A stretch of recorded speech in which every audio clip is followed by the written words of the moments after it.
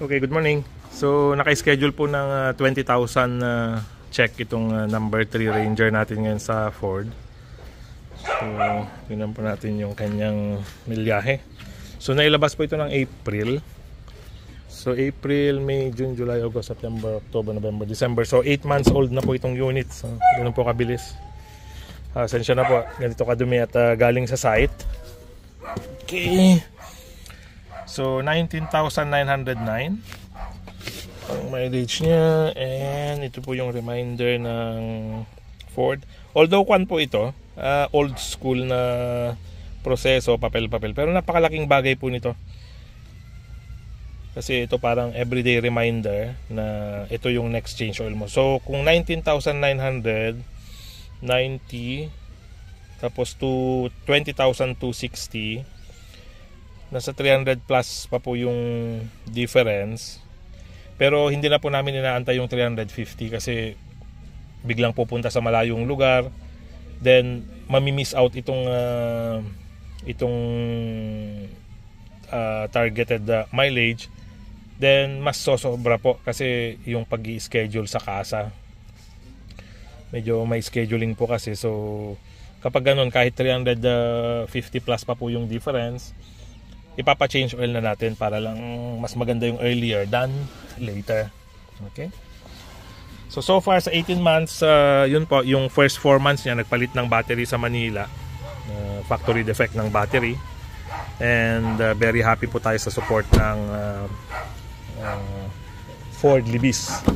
Napakaganda po ng serbisyo nila. Kinuha nila yung unit sa Quezon City, dinala sa Libis, pinalitan ng battery. And then pinalitan po same day, then nakauwi rin po sa Isabela. So ito po ang challenges sa construction, no? Talagang kahit anong gawin nating ingat, talagang dudumi at dudumi yung upholstery niya dahil sa nature ng trabaho. Okay. So hindi pa po napalitan ito ng mags niya. Mags yung all-terrain tires kasi maganda pa po. And working well pa rin. Then, though ito yung pinaka latest natin na unit, number 3, nagkaroon po ito ng damage at na iatras, malakas daw po yung ulan nung araw na yon. Hindi nila napansin yung isang puno. Then nakapanso tumama ito. And then ito po. So pwede na rin po sigurong ipasabay ito sa body repair habang hindi pa masyadong busy. Okay. And then sa pagpapa-change oil po, kami na ang nagre-replace ng air filters sa cabin filter. Ito po, binibili na lang po namin to sa trusted site sa Lazada na talagang supplier ng Ford parts. So ito po yung cabin filter. And then ito yung engine air filter. So ayan. So hindi na po kami bumibili sa kasa. Dinadala na lang namin yung pyesa.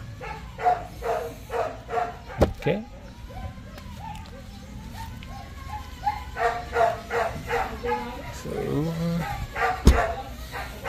So ang next target po natin dito kapag medyo makakuha na yung gulong, is papalitan natin ng all-terrain parang sa puti natin.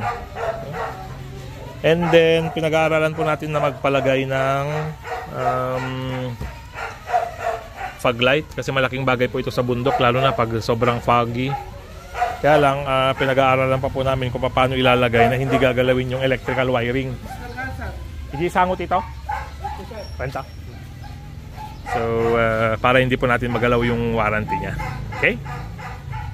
So update ko po kayo mamaya pagka natapos na yung change oil niya, kung magkano inabot, and then ano yung mga ginawa.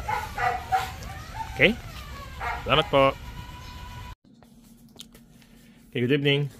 So mag-update lang po tayo dito sa sa bill ng ating Ford Ranger XL, 19,000 or 20,000 kilometer check. Okay? So pinagawa po to sa Ford Isabela. So meron silang test report ng battery. Ito po yung pinalitan yung battery 4 months ago sa Manila. 4 months old lang yung unit noon. So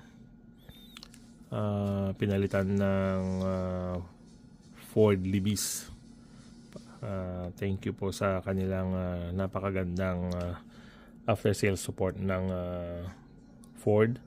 So pinuntahan po yung unit sa Quezon City, dinala ng kanilang tow truck, and then same day po pinalitan din yung battery dahil nakauwi po ng Isabela.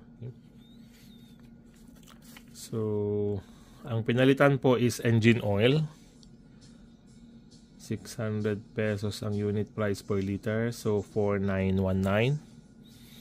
And then filter, oil filter 720, universal cleaner 385, and gasket drain plug 630. Meron pong isang nag-comment dito before nung isa sa mga change oil ng ating unit. Sobrang mahal nung 630 para sa drain plug ng gasket. And maikukuhan ko rin po na talagang yes, sobrang taas din po. Pero wala naman pong magawa kasi sa kasa yan. Normally, magkano lang ito sa Lazada na bibili ito ng buong set. Kaso kasama na po yan kapag nag-change oil tayo. So, ang grand total is 7,102.96 or 7,103. That is for 20,000 kilometers po. So, ang next na check natin is sa 29,915 na po. Okay? Yung air cleaner po ng engine saka yung cabin filter, dinala na po namin yon. So hindi na nag-charge, pero pinapalitan ko po yan. Okay, so ito po yung vehicle report card. So scheduled maintenance. So ang ginawa nila is report card inspection, service, oil filter change, check, tire rotation, check, fuel filter, 20,000 kilometers scheduled. So hindi sila nagpalit ng fuel filter. Ang fuel filter po kasi nito sa Ranger, hindi po siya every change oil. Meron siyang designed life. Parang nasa 30,000 yata or 50,000, parang ganun po. Kasi medyo may kamahalan po yung filter yan. Ibang klaseng filter po yan, nasa 7,000 plus po yata ang replacement. Okay, so aircon, interior check, lights and windshield check, wiper blades, fluid levels check, belts and hoses, and then brake system, steering, suspension, exhaust system, transmission, axle drives, exterior body, dirty unit. Okay, so nandito po 30,000 km PMS check up in the next service, whichever comes first. So nandito po yung data ng tire, tire depth. Okay, so ganda po ng report nila, very comprehensive. Okay, and then ito po yung unit natin na may damage. So dalawang panel po kasi ito, likod saka side panel ng driver side. So ito po ang estimate nila, nasa 27,000. So ang gagawin sa bodyworks, dismantle all necessary parts, give way sa rear. So tatanggalin yung tailgate, realign, perform tailgate panel, left hand side ng bed panel, tapos painting, electrical works, remove and replace, secured. Okay, so ang medyo mataas pong price is yung 13,600. Yun na po yung painting works. Okay, dalawang panel po kasi. Nung una isang panel pa lang siya, then nadagdagan ng isang accident sa other side niya, so nag-double. Nung una yung tailgate lang ang kwan po natin is nasa 11,000 lang yung quotation nila. Pero dahil nadagdagan sa other side, ibangga sa puno, so naging 27,000. Pero pag tailgate damage lang po, ito po yung kanyang estimate, nasa 11,000. Okay?